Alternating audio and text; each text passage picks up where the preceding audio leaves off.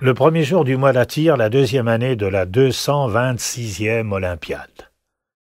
C'est l'anniversaire de la mort d'Osiris, dieu des agonies. Le long du fleuve, des lamentations aiguës retentissaient depuis 3 jours dans tous les villages. Mes hôtes romains, moins accoutumés que moi au mystère de l'Orient, montraient une certaine curiosité pour ces cérémonies d'une race différente. Elles m'excédaient au contraire. J'avais fait amarrer ma barque à quelque distance des autres, loin de tout lieu habité. Un temple pharaonique à demi abandonné se dressait pourtant à proximité du rivage.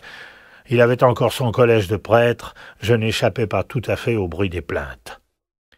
Le soir précédent, Lucius m'invita à souper sur sa barque. Je m'y rendis, au soleil couchant. Antinous refusa de me suivre. Je le laissai au seuil de ma cabine de poupe, étendu sur sa peau de lion, occupé à jouer aux osselets avec Chabrias. Une demi-heure plus tard, à la nuit close, il se ravisa et fit appeler un canot. Aidé d'un seul batelier, il fit à contre-courant la distance assez considérable qui nous séparait des autres barques. Son entrée sous la tente, où se donnait le souper, interrompit les applaudissements causés par les contorsions d'une danseuse.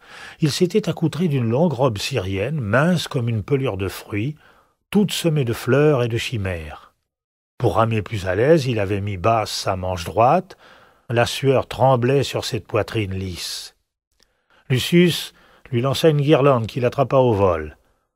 Sa gaieté presque stridente ne se démentit pas un instant, à peine soutenue d'une coupe de vin grec. Nous rentrâmes ensemble dans mon canot à 6 rameurs, accompagné d'en haut du bonsoir mordant de Lucius. La sauvage gaieté persista. Mais au matin, il m'arriva de toucher par hasard un visage glacé de larmes. Je lui demandai avec impatience la raison de ses pleurs. Il répondit humblement en s'excusant sur la fatigue. J'acceptais ce mensonge. Je me rendormis. Sa véritable agonie a eu lieu dans ce lit et à mes côtés. Le courrier de Rome venait d'arriver. La journée se passa à le lire et à y répondre. Comme d'ordinaire, Antinous venait silencieusement dans la pièce. Je ne sais pas à quel moment ce beau lévrier est sorti de ma vie. Vers la 12e heure, Chabrias agité entra. Contrairement à toutes les règles, le jeune homme avait quitté la barque sans spécifier le but et la longueur de son absence. 2 heures au moins avaient passé depuis son départ. Chabrias se rappelait d'étranges phrases prononcées la veille, une recommandation faite le matin même et qui me concernait. Il me communiqua ses craintes. Nous descendîmes en hâte sur la berge. Le vieux pédagogue se dirigea d'instinct vers une chapelle située sur le rivage, petit édifice isolé qui faisait partie des dépendances du temple, et qu'Antinous et lui avaient visité ensemble. Sur une table à offrande, les cendres d'un sacrifice étaient encore tièdes. Chabrias y plongea les doigts et en retira presque intacte une boucle de cheveux coupés. Il ne nous restait plus qu'à explorer la berge.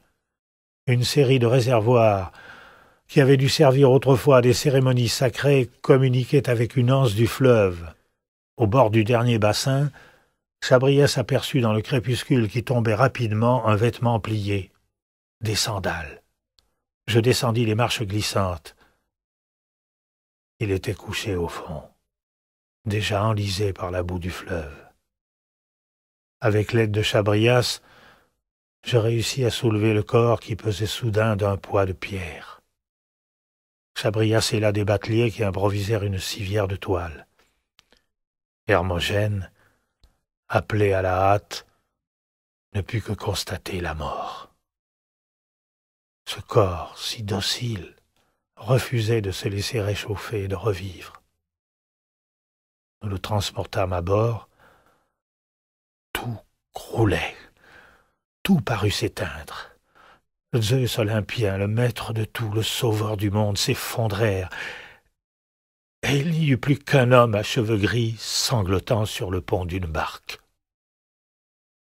2 jours plus tard, Hermogène réussit à me faire penser aux funérailles. Les rites de sacrifice dont Antinoüs avait choisi d'entourer sa mort nous montraient un chemin à suivre. Ce ne serait pas pour rien que l'heure et le jour de cette fin coïncidaient avec ceux où Osiris descend dans la tombe. Je me rendis sur l'autre rive, à Hermopolis, chez les embaumeurs. J'avais vu leurs pareils travailler à Alexandrie. Je savais quels outrages j'allais faire subir à ce corps. Mais le feu aussi est horrible, qui grille et charbonne cette chair qui fut aimée, et la terre, où pourrissent les morts. La traversée fut brève. Accroupi dans un coin de la cabine de poupe, Euphorion ululait à voix basse je ne sais quelle complainte funèbre africaine. Ce chant étouffé et rauque me semblait presque mon propre cri. Nous transférâmes le mort dans une salle lavée à grande eau qui me rappela la clinique de Satyrus. J'aidai le mouleur à huiler le visage avant d'y appliquer la cire. Toutes les métaphores retrouvaient un sens. J'ai tenu ce cœur entre mes mains. Quand je le quittais, ce corps vide n'était plus qu'une préparation d'embaumeur. Premier état d'un atroce chef-d'œuvre, substance précieuse traitée par le sel et la gelée de myrrhe que l'air et le soleil ne toucheraient jamais plus.